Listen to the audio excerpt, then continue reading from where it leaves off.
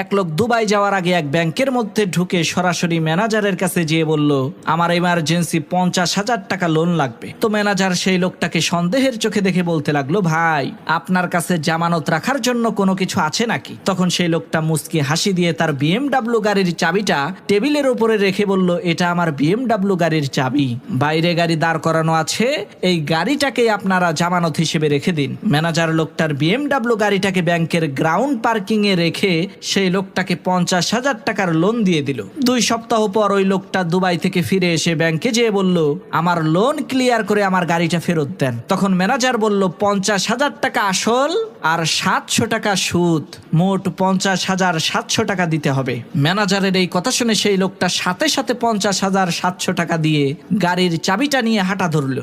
লোকটার এই কাণ্ড দেখে সেই ব্যাংকের ম্যানেজার বলল, ভাই আমরা খোঁজ খবর নিয়ে দেখেছি আপনি কোটি কোটি টাকার মালিক,